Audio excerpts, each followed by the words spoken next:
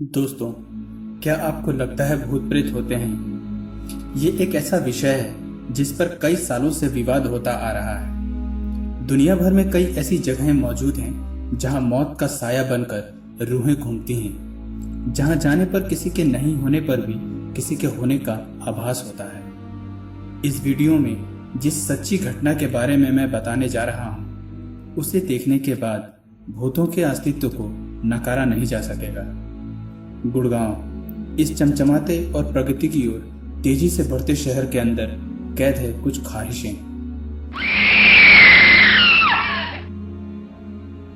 2015 कब्रिस्तान के ऊपर बना सैफरॉन इंटरनेशनल कॉल सेंटर। कहा जाता है इस बीपीओ में निकिता नाम की मेहनती और टाइम की बिल्कुल पंक्चुअल लड़की काम करती थी। निकिता इतनी होनहार एम्प्लॉय थी कि वो कई महीनों से एम्प्लॉय ऑफ द मंथ का खिताब जीत रही थी।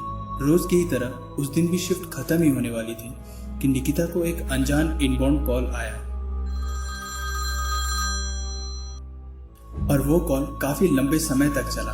वास्तव में कहें तो असामान्य से भी लंबी चली थी वो कॉल। किसी इनबाउंड प्रोसेस की एवरेज कॉल ड्यूरेशन 5 मिनट रखी गई है। हालांकि कुछ कॉल्स थोड़ी लंबी चली भी जाती हैं, जैसे 8 मिनट, 10 मिनट या मैक्सिमम 15 मिनट।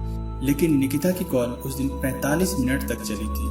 वहीं टीएल और क्वालिटी टीम भी तब तक घर नहीं जा सकते थे जब तक कि उनके सभी एजेंट्स की कॉल समाप्त न हो जाए। चूंकि कॉल काफी देर तक चल रही थी तो टीएल और क्वालिटी टीम भी ये कॉल को ऑब्जर्व करने लगी। आखिरकार जब टीएल को नहीं रहा गया तो उसने कॉल बार्ज करने का फैसला किया, और कॉल बार्ज करते ही वो ये देखकर हैरान रह गया कि निकिता जिस कॉल पे बात कर रही थी उस कॉल पे दूसरी साइड तो कोई था ही नहीं। तो आखिर निकिता इतने लंबे समय से इतनी गंभीर बातें किससे कर रही थी? जब कॉल पूरी हुई तो निकिता कुछ अलग ही लग रही थी, जैसे निकिता किसी फोन पे जादूगर से बात कर रही है। चूंकि निकिता एक ब्राइट एम्प्लॉय थी तो उससे किसी ने इस बारे में ना कुछ पूछा और ना कुछ कहा। इस हादसे के बाद निकिता अगले दिन ऑफिस नहीं आई, बट इट्स ओके।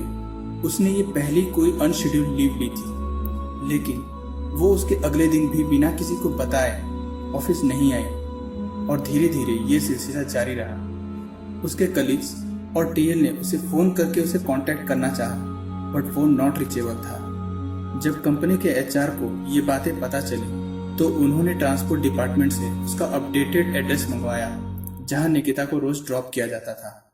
जब एचआर टीम के कुछ सदस्य उस एड्रेस पर पहुंचे और मकान मालिक से पूछताछ की तो मकान मालिक का जवाब चौंकाने वाला था, क्योंकि मकान मालिक ने बताया कि निकिता नाम की तो कोई लड़की वहां रहती ही नहीं। ये केस अब उलझता जा रहा था। मैनेजमेंट भी ये समझ चुका था कि दाल में कुछ तो काला है, इसलिए उन्होंने डायरेक्ट उसके घर वालों से बात करने की सोची। और जब मैनेजमेंट ने निकिता के घर वालों से उसके बारे में पूछा तो जवाब सुनकर सबके पैरों तले जमीन खिसक गई, क्योंकि उनके घर वालों के मुताबिक निकिता तो 8 साल पहले ही मर चुकी थी। तो आखिर वो रहस्यमय लड़की कौन थी, ये कोई नहीं जानता।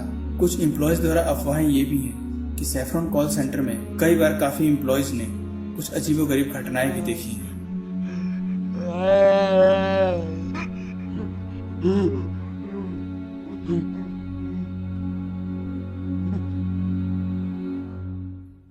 अगर ये वीडियो आपको पसंद आया तो लाइक, सब्सक्राइब और शेयर जरूर करें। मिलते हैं फिर किसी नई सच्ची घटना के साथ। तब तक के लिए नमस्कार।